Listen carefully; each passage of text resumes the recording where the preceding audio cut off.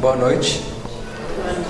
Em primeiro lugar, é uma alegria estar aqui com vocês novamente para compartilhar um pouco dos nossos estudos e das nossas reflexões que estamos desenvolvendo lá no ID, em Juiz de Fora, no Instituto de Fusão Espírita, sobre as cartas de Paulo.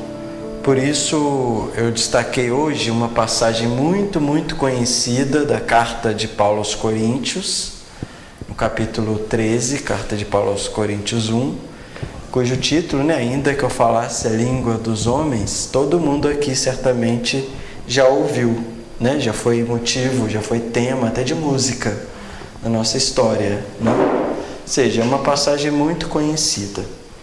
Mas antes de a gente chegar ao texto, e eu trouxe aqui a Bíblia para a gente comentar, eu gostaria de fazer uma breve reflexão sobre Paulo e qual que é a visão espírita que temos desse peregrino, desse missionário que trabalhou e dedicou certamente a maior parte da sua vida à divulgação e à difusão do Evangelho, Uma das páginas mais bonitas, sem dúvida, da literatura espírita é aquela escrita por Emmanuel no romance Paulo e Estevão.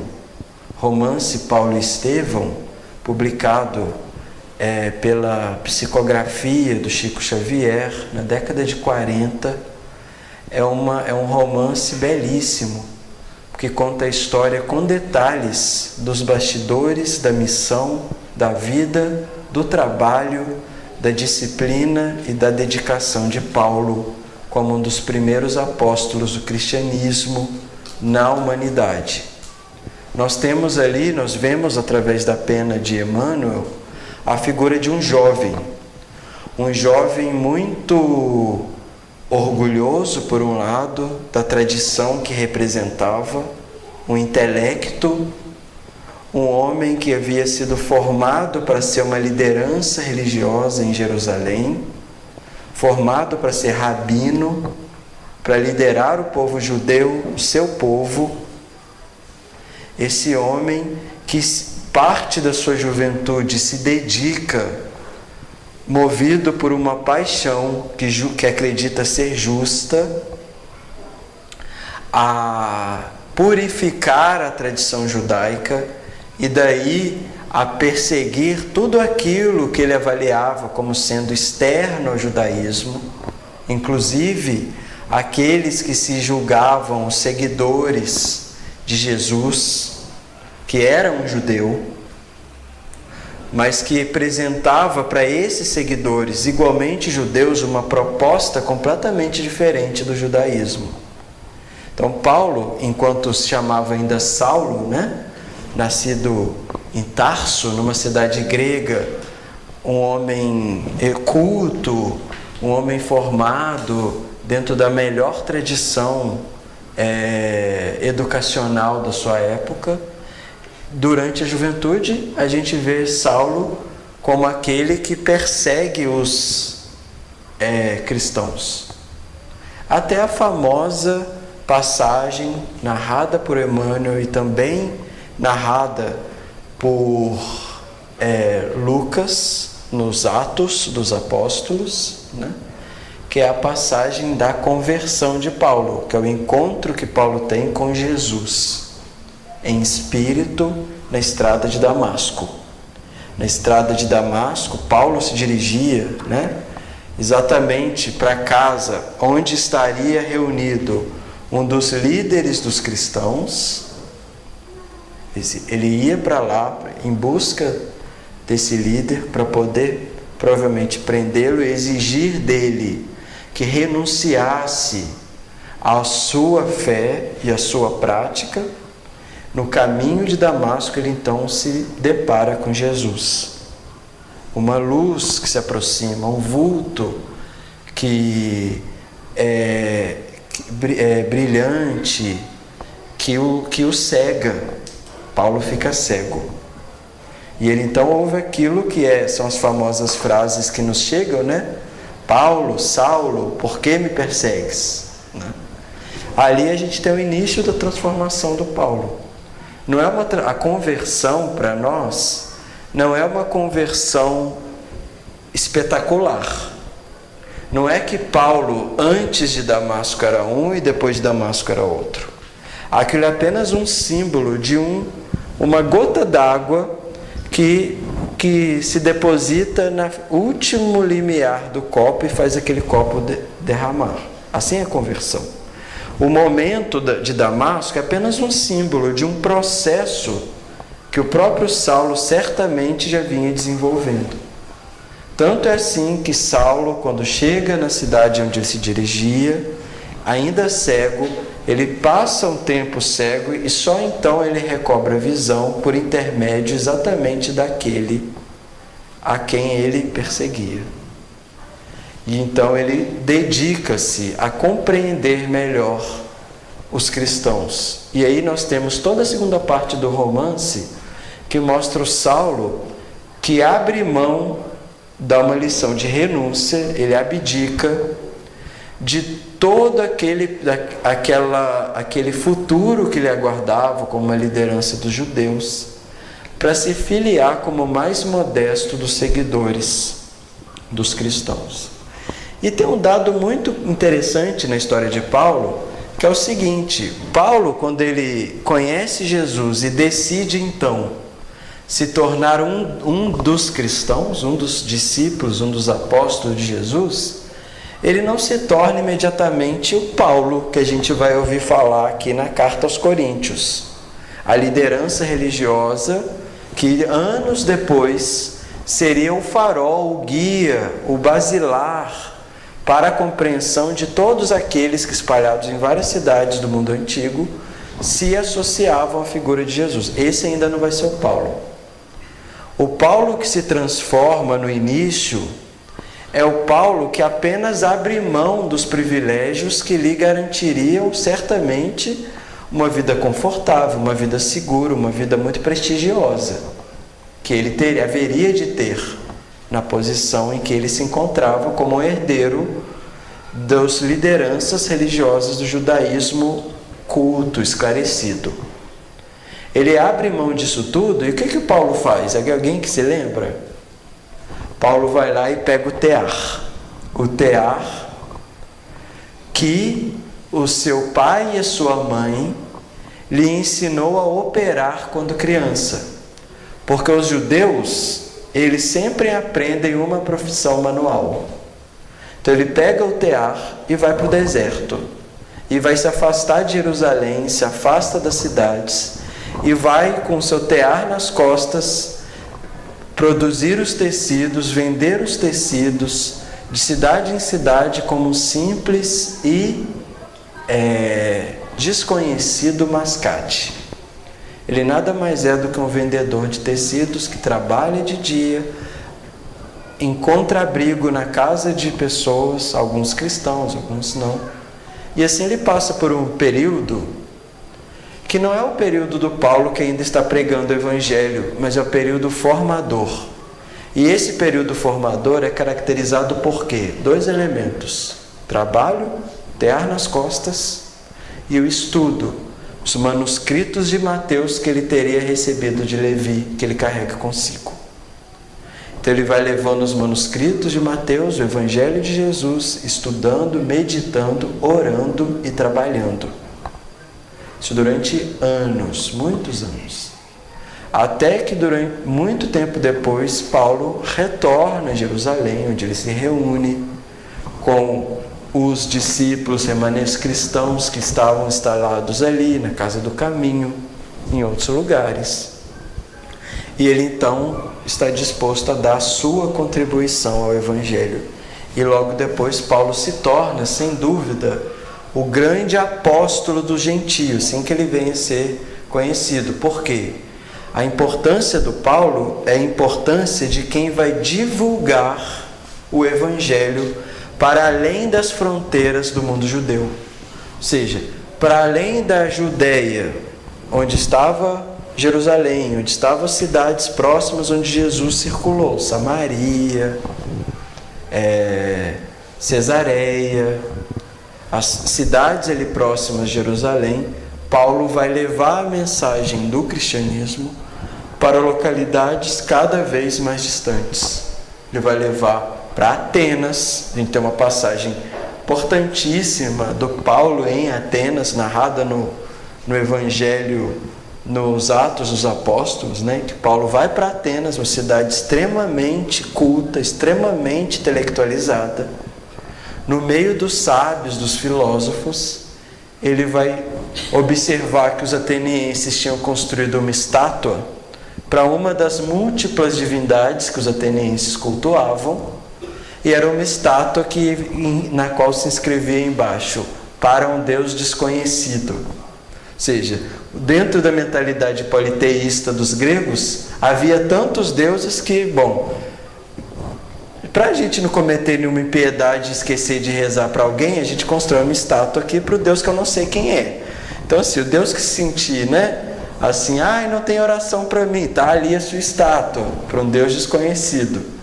Então, essa passagem muito famosa, que é a pregação que Paulo faz no Areópago, na região mais intelectual de Atenas, que ele pega aquela estátua: olha, vocês estão aqui cultuando um Deus que desconhecem, pois eu estou trazendo para vocês qual é esse Deus que vocês não conhecem. Ou seja, Paulo toca o coração de pessoas que estavam, de certo modo, intocadas dentro daqueles esquemas mais rígidos do politeísto formulaico e tradicional, que não atendia os anseios de uma religiosidade verdadeira, mais íntima e mais solidária, que a humanidade desde sempre espera. E o cristianismo se torna uma religião popular e cresce bastante no mundo antigo, não é pela excelência da doutrina, tipo assim, explica mais do que os deuses dos gregos. Não. A mitologia grega talvez explicasse até bem mais, se a gente pensar em todos os mitos. Mas o cristianismo cresce e difunde não é pela excelência doutrinária, mas é pela excelência do amor que ela contém, pois ela descortina para a humanidade a ideia da misericórdia, descortina para a humanidade a ideia do perdão, descortina para a humanidade a ideia da oportunidade que se renova, que pode ser recomeçada. Ou seja, o cristianismo verdadeiramente traz para as pessoas esperança. Porque nos outros modelos, seja no modelo judaico, seja no modelo politeísta grego, não havia verdadeira comunhão. Ou seja, esse Deus, que seja o Deus dos judeus, o Senhor dos exércitos, que comanda os exércitos, que é o aliado, que é tudo, seja os múltiplos deuses dos gregos, nenhum deles é um Deus que é pai, nenhum deles é um Deus que escuta, nenhum deles é um Deus a quem se pode acessar, a quem se pode confidenciar suas angústias, a quem se pode compartilhar as suas dificuldades, com quem se pode compartilhar as suas dificuldades. Nenhum deles é um Deus que atende a uma necessidade de esperança da humanidade. Por isso que o cristianismo cresce. A excelência do cristianismo é essa: é trazer para a humanidade um Deus que ama. Não é só um Deus frio, um Deus que negocia com a humanidade, como o Deus judeus, né? O Deus judeus é um Deus que negocia, elege um povo e mantém com esse povo um pacto, uma aliança, um contrato. Deus judeus mantém com os judeus um contrato, e se você romper esse contrato, você vai ser punido. Costumo até falar lá no ID daquele famoso provérbio bíblico, né, se não me engano, um salmo, que diz assim, que muita gente gosta de colocar no carro, gosta de colocar, né, assim, tatuagem. Gente, espero que ninguém aqui tenha tatuagem disso, tá? Mas se tiver também, sempre pode ter uma outra interpretação, né, Bruno? Aquele famoso salmo que diz: se Deus é por nós, quem será contra nós? Eu já vou dizendo, eu não gosto desse salmo, porque assim, esse salmo é a essência da relação que os judeus tinham com Deus. Ou seja, Deus está comigo, portanto não com você. Deus está comigo. Então é sectarista esse Deus. Se Deus está comigo, quem vai ser contra mim? Deus vai estar contra você. Quando na verdade o Deus do cristianismo é um Deus para todos. É um Deus que é Pai.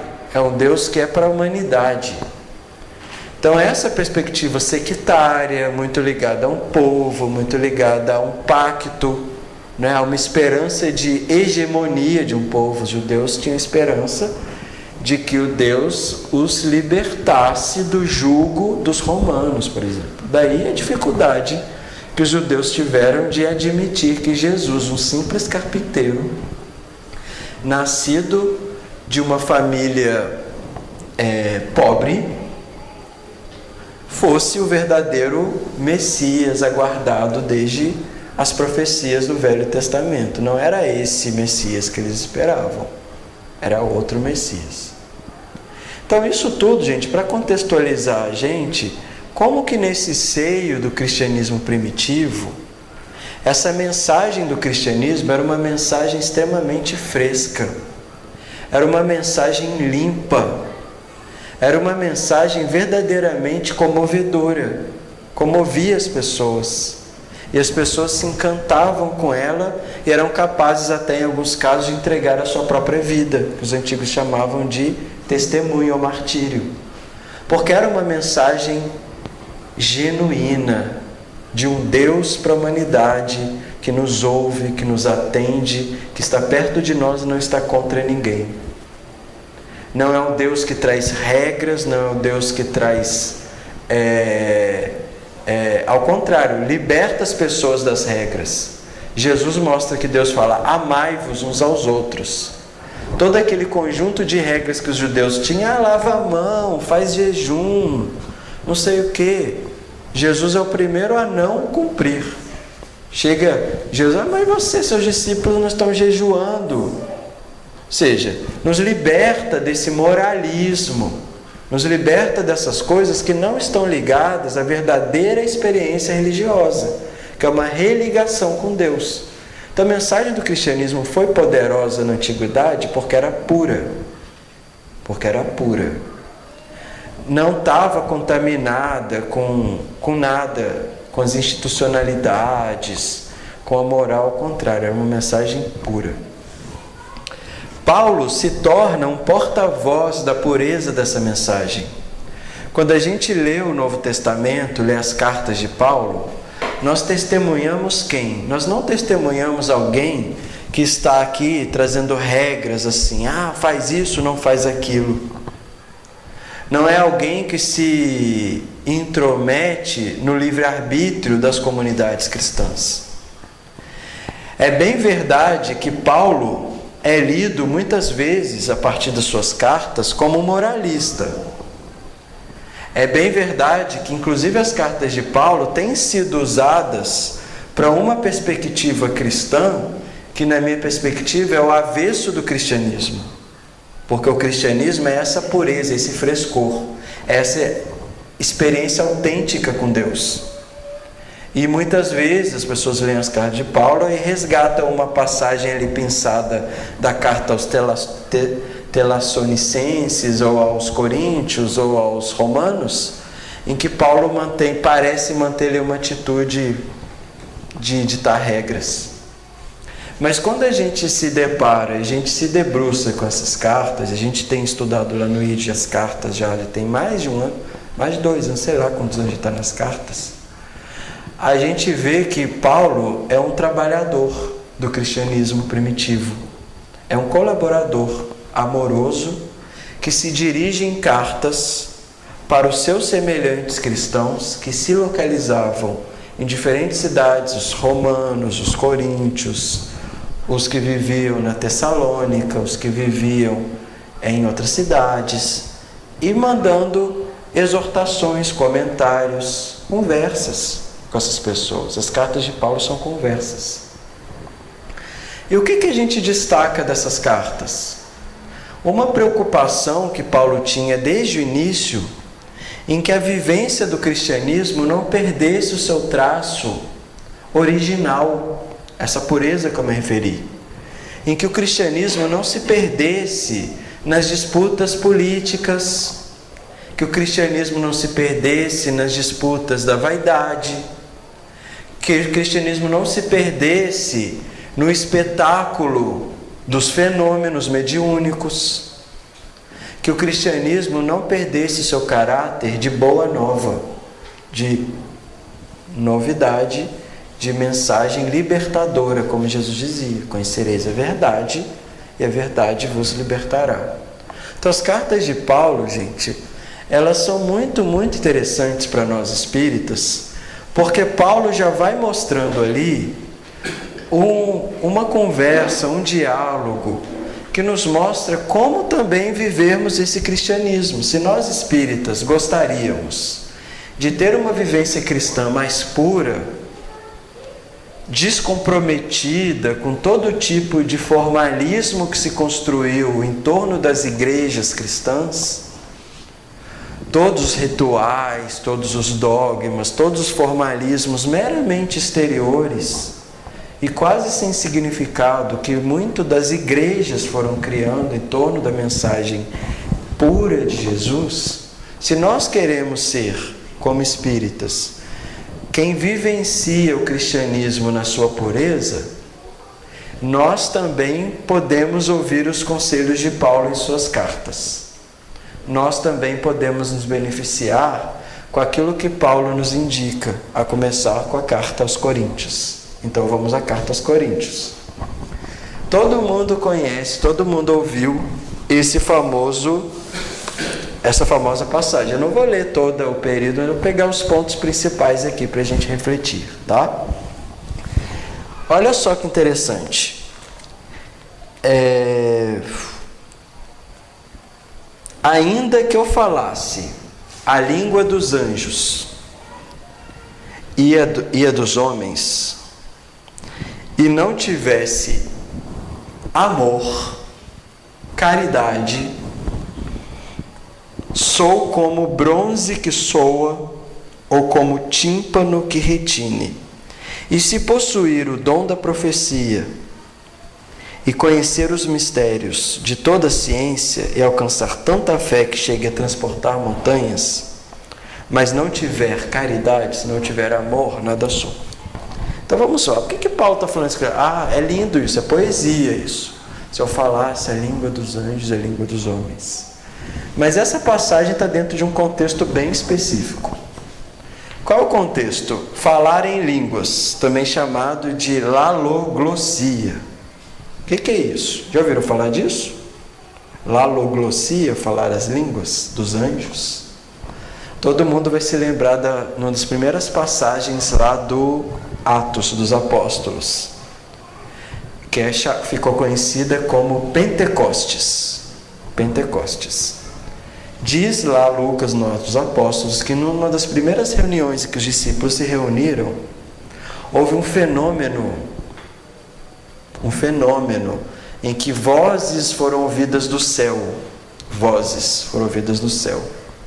E que eles entenderam que isso era a voz do Espírito Santo. Tá?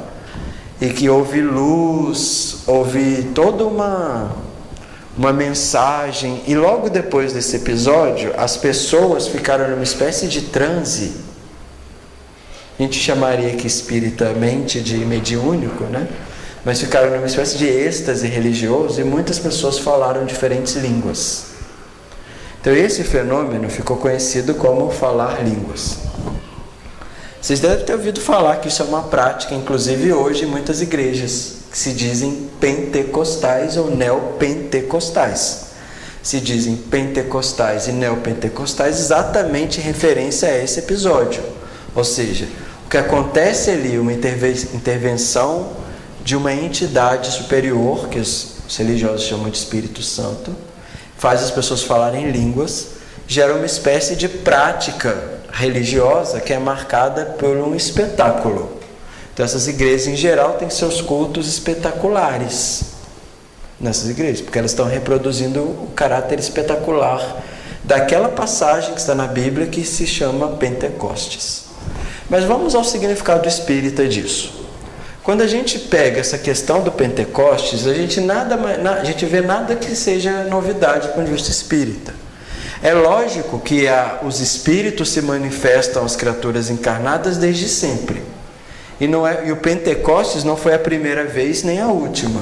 A gente tem relatos, mesmo na tradição bíblica, na tradição judaico-cristã, de fenômenos espirituais em que entidades espirituais superiores se dirigem à humanidade encarnada dessa maneira, ou seja, o que a gente chamaria, segundo a literatura kardeciana, de voz direta, em vários momentos. A gente vê desde o Antigo Testamento com as tábuas da lei de Moisés.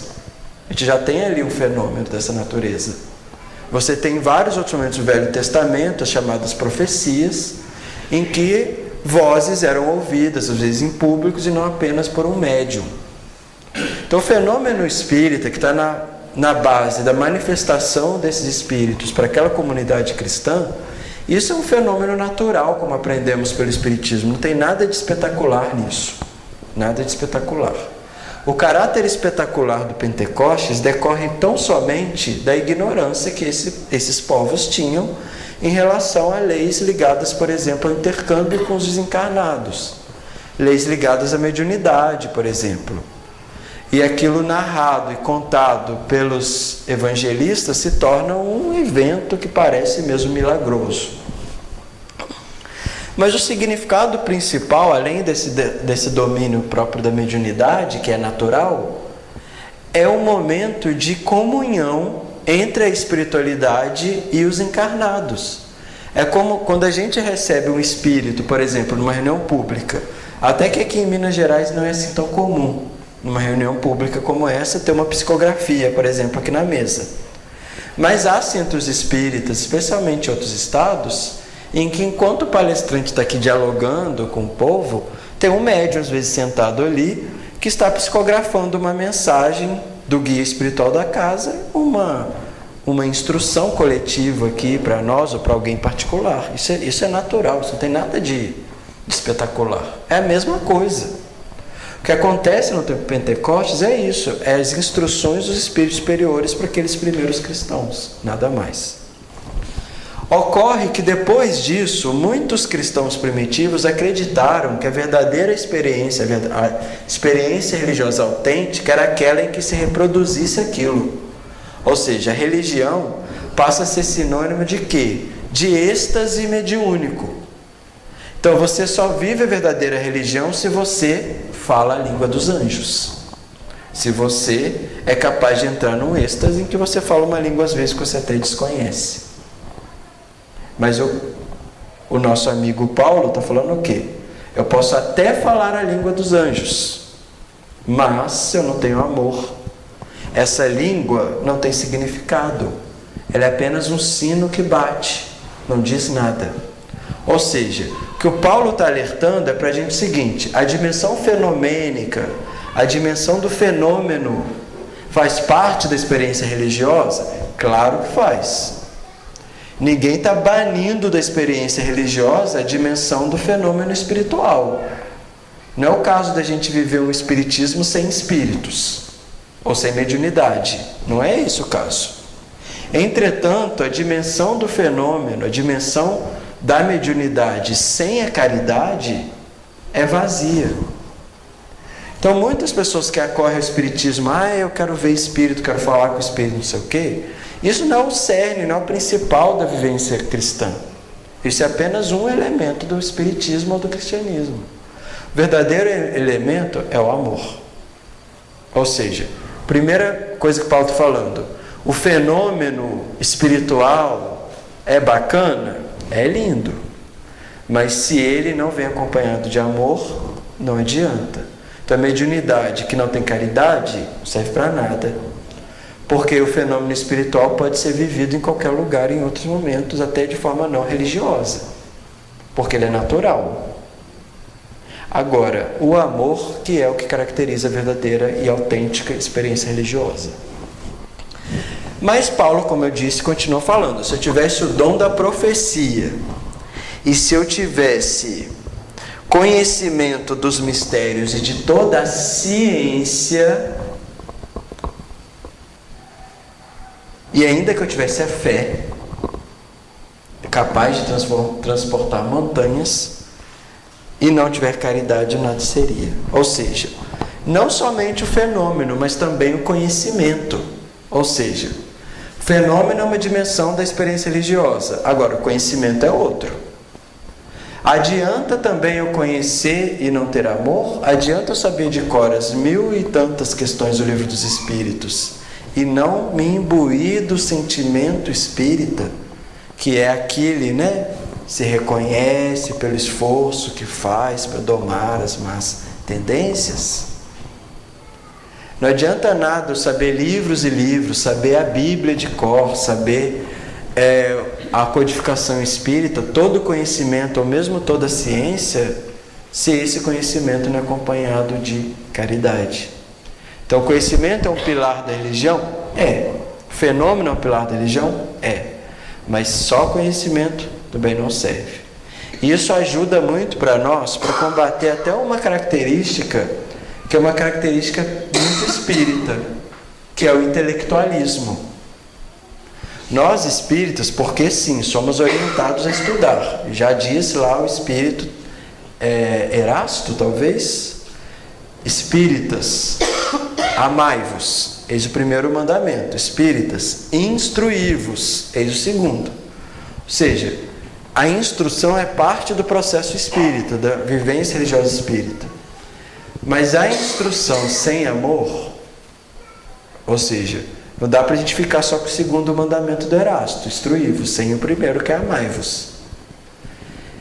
E muitas vezes é o caminho mais fácil, gente. Tipo assim, estudar é mais fácil do que amar, tá? É sim, é mais fácil. Eu posso saber muita literatura espírita e não estar engajado no processo de transformação que é característico da nossa doutrina. Então, isso me lembra, por exemplo, aquela passagem do livro Libertação, que o André Luiz retrata. Eu nunca vou esquecer dessa passagem, gente, por uma razão muito simples. Porque eu encenei essa peça há, vamos ver, quantos anos atrás, gente? 15 anos atrás, eu encenei essa peça em Juiz de Fora.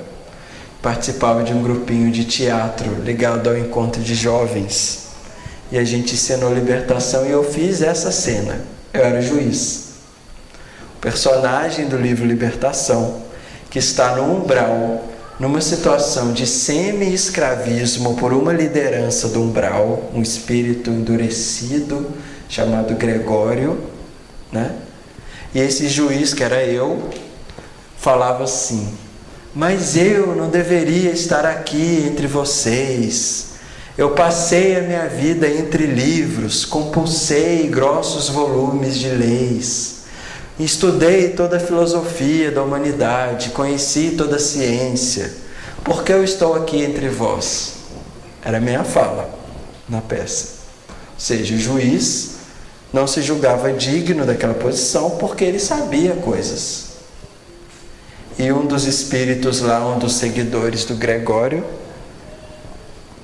olhava assim para mim, segundo, para o juiz, o personagem, e falava o quê? O que ele falava? Quem leu aqui Libertação? E o que fizeste com o conhecimento que adquiriste? E o que fizeste com o conhecimento que adquiriste? Ou seja, o conhecimento sem se transformar em ação tem muito pouco valor. Conhecimento meramente intelectual tem pouco valor. Então, quando Paulo diz que adianta saber toda a ciência se eu não tenho amor, nada seria, também é um convite para nós, para pensarmos a doutrina espírita nessa dimensão, o conhecimento que nos leva a amar. O conhecimento que nos leva a ser. Não somente o conhecimento que nos leva a saber. É um saber que nos leva a amar. Então o Espiritismo não pode ser encarado como uma ciência, simplesmente como qualquer outra, do tipo, estou lendo aqui, estudando e tal, fica no intelectualismo. Não. Como que esse conhecimento, que é importante estudar, é importante cultivar, é importante meditar, mas como esse conhecimento vai se transformando dentro de nós, nas nossas ações, nas nossas práticas, nas nossas intuições, nas nossas opiniões, nos nossos posicionamentos no mundo. Posicionamentos no mundo. Por quê? O conhecimento espírita não há de ficar aqui dentro do centro espírita. Não dá para eu ser espírita dentro do centro espírita, que aqui é muito fácil, estamos entre iguais. Mas e lá fora do mundo? Será que os pilares da doutrina espírita nos ensinam a nos posicionar no mundo? Como que nós nos posicionamos no mundo? Mantemos coerência, as nossas opiniões. Guarda a coerência com o que o Espiritismo nos ensina, que é a caridade, que é a solidariedade, que é o amor ao próximo, que é a tolerância, que é o respeito à diferença, que é entender o semelhante, por mais diferente que seja como semelhante. Ou seja, será que as lições espíritas que nós aprendemos, por exemplo, na atitude que Kardec tem com todos os espíritos da codificação, com todos os detratores do espiritismo, com todos os inimigos mesmo da doutrina espírita, Kardec tem uma atitude sempre caridosa. Será que nós estamos aprendendo com o exemplo de Kardec? Então são questões que nós nos colocamos. Não é eu que coloco para vocês, não. É nós que nos colocamos. Nós aqui, nós todos. Nós estamos no mesmo barco, né? De forma que o conhecimento espírita precisa transformar-se em algo, numa prática. Sem isso, não há valor. Não há valor, letra morta, né?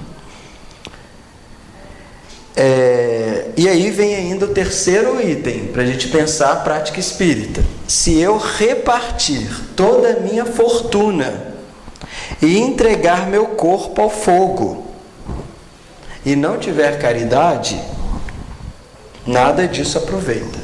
Ou seja, também ele está falando de outras dimensões da experiência religiosa. Olha, ok, eu não vou achar que eu preciso falar só línguas dos anjos. Também não vou achar que basta conhecer tudo. Mas eu sou uma pessoa que é verdadeiramente generosa. Não vou dizer caridosa, porque caridade não se confunde em dividir a sua fortuna com ninguém. Caridade é um plus, muito mais do que isso. Mas digamos que eu seja uma pessoa realmente desprendida e eu doe toda a minha fortuna para os outros. Isso bastaria também? Não. Ou seja, a caridade material, aquela que São Luís, no Livro dos Espíritos, diz só ser necessária, porque ainda habitamos um planeta materializado e caracterizado pelo egoísmo. Parou de funcionar. Oi? Alô? Voltou. Ou seja, São Luís, no Livro dos Espíritos, ele responde algumas questões lá por volta de 800 alguma coisa, não vou saber de cor, mas lá para lá do 800, tá, gente? São Luís vai responder perguntas sobre a esmola, sobre a caridade material, sobre a importância da caridade material. Ela tem sua importância? Tem, claro. Quem precisa do pão mesmo. Quem tá com fome, não é a palavra que sacia, é o pão mesmo, é comida. Então, caridade material tem seu valor.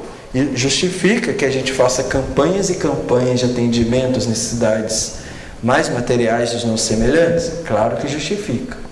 Mas São Luís nos alerta. A caridade material, ela só existe, ela só é necessária porque vivemos num mundo em que o que sobra da mesa de quem tem mais, falta da mesa de quem tem menos. Está no Livro dos Espíritos.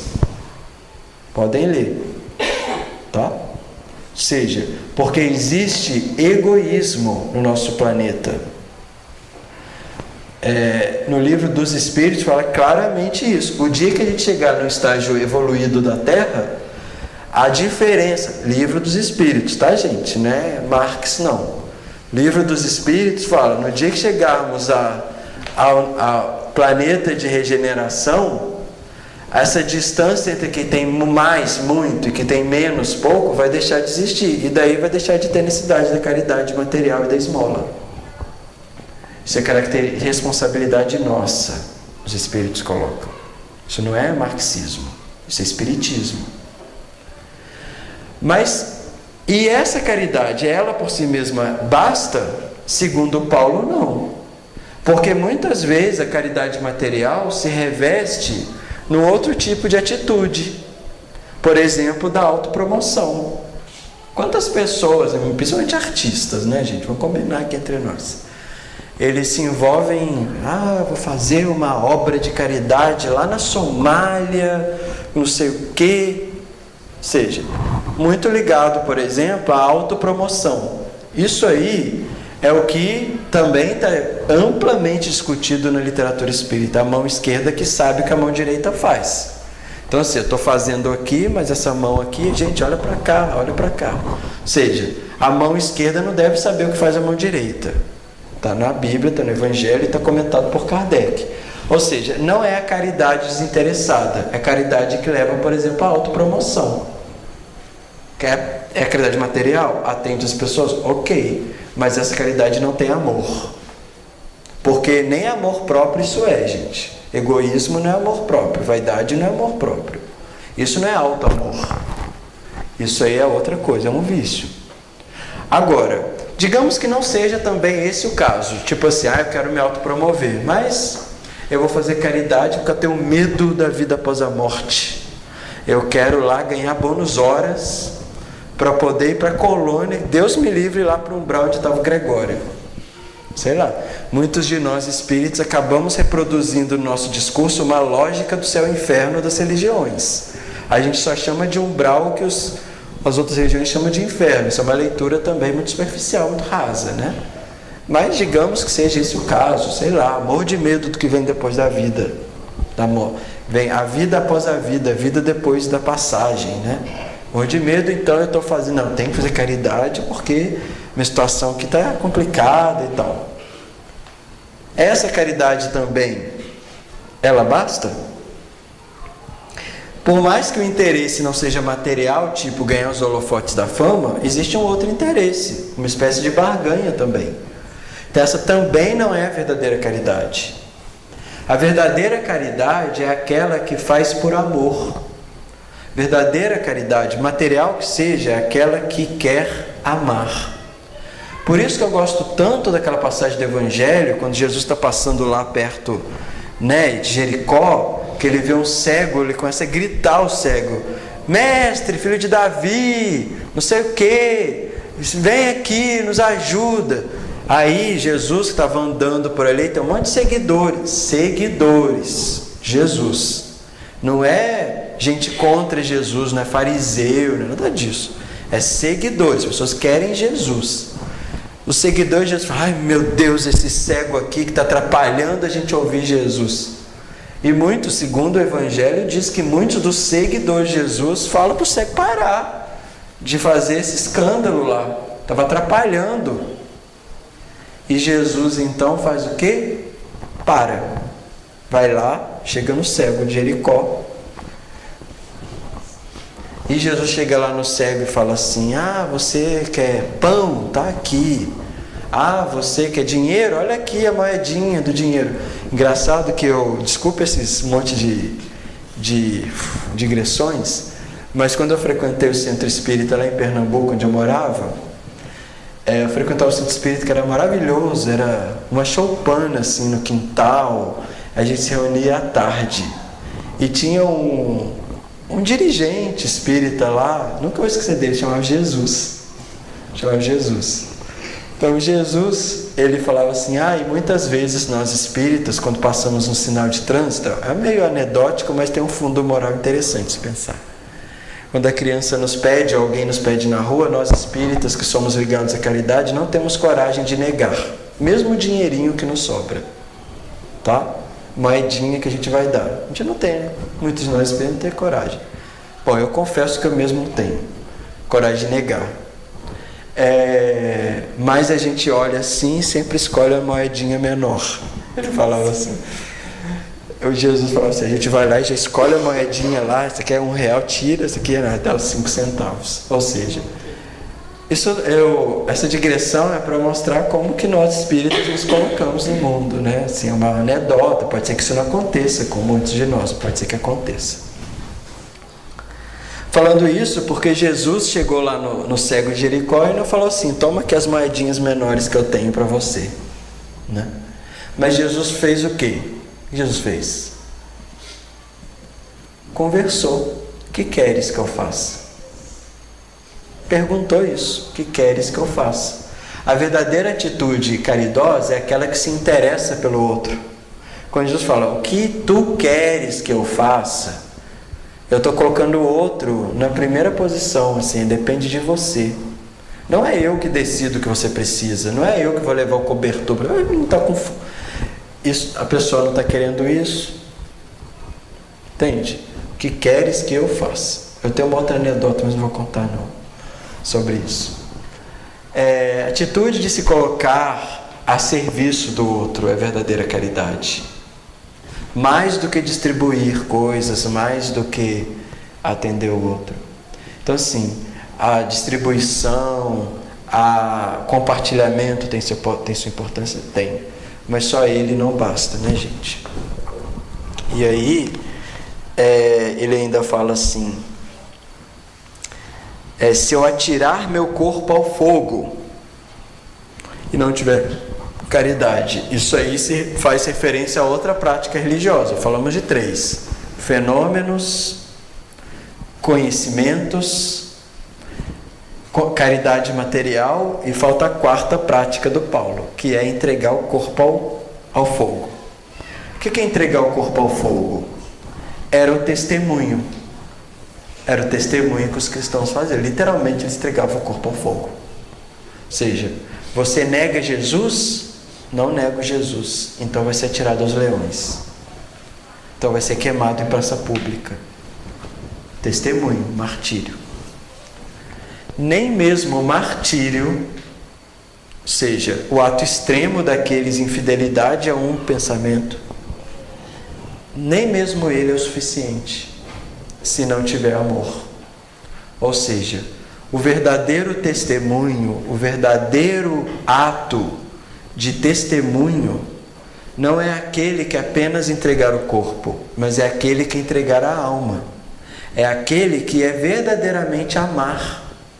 Isso me faz lembrar da história de Joana de Cusa, que todos aqui devem conhecer, narrada pelo Humberto de Campos no livro Boa Nova, com a qual eu vou encerrar o nosso estudo. Joana, era mulher de um intendente de Herodes Antipas, que era ligado, esse intendente, esse Herodes Antipas era o governador da Judéia em determinada época. E Cusa, esse intendente, era muito famoso, tinha muito prestígio social, muita riqueza e muito poder político. E Joana, como mulher do intendente, também gozava desse privilégio. E é engraçado que a Joana de Cusa aparece no Evangelho, ela é citada no Evangelho. Muito pouco, sabe como ela é citada no Evangelho? Uma das mulheres, Joana, mulher de Cusa, abastada, contribuiu com a obra cristã. Ponto. É assim que ela aparece lá. Joana, então, ela tem vários problemas com Cusa, com o intendente, com seu marido, porque ele não entendia que a Joana se tornara cristã e passara a seguir os cristãos, os pobres, os doentes, os que se encontravam junto aos miseráveis. Ela, uma mulher de um político nobre, rica, vivia no palacete e tal, e ela vivia essa angústia. Até que um dia ela chega em Jesus, segundo Humberto de Campos, e fala: mestre, eu tenho muitas dificuldades, porque eu acredito que é verdade, que eu devo estar junto aos cristãos, trabalhando, colaborando, mas ao mesmo tempo o meu cônjuge, o meu esposo, o meu marido não compreende a minha posição e me proíbe. Naquela situação, né, gente, na antiguidade, que as mulheres de fato viviam uma cidade muito mais patriarcal que a nossa. E Jesus então só falou assim com ela: olha, hoje você não tem condições de contribuir mais com o cristianismo, mas você tem uma tarefa dentro de casa, que é com Cusa. Ou seja, você precisa hoje, sua tarefa hoje vai te fortalecer para desafios maiores que virão no futuro. Então volte para sua casa, fique lá no seio familiar, cuide de seus filhos, tente entender seu marido, etc, etc. Então ela decide se afastar um pouco e ficar lá. Até que Humberto de Campos narra que houve várias reviravoltas políticas e o intendente, que era poderoso e rico, se torna tipo um perseguido político. E quem tinha todo o poder numa época passa a ser um perseguido depois, condenado, e foi para a ruína. E eles que eram ricos passaram a ser muito pobres e perseguidos. Joana, que era cristã, tinha desenvolvido a resistência moral para passar por aquilo, vislumbrando, que a vida é apenas uma passagem e que a eternidade é a nossa condição imortal de espírito. Mas o próprio Cusa não, tanto que ele adoece e morre, por dissabores e por fraqueza mesmo. E a Joana ficou sozinha, mulher, filhos pequenos. Ela, no mundo antigo, ela só tinha duas alternativas. Ou ela se tornaria serva, não existia mercado de trabalho para mulheres e muito menos assalariados naquela época. Ou ela seria serva de uma família onde ela trabalharia de graça para poder ter teto e comida para ela e seus filhos, e os seus filhos também entrariam nessa condição.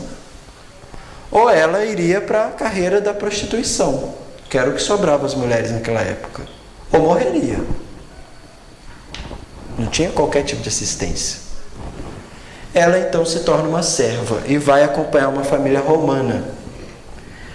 Anos depois, Humberto de Campos é lindo, ele fala assim: quando as auréolas prateadas já douravam a fronte de Joana, ou seja, ela já estava uma senhora de meia idade, seus filhos já estavam grandes, vemos Joana então se afastando da Judéia numa galera romana, uma embarcação romana em direção a Roma. Ela vai para Roma.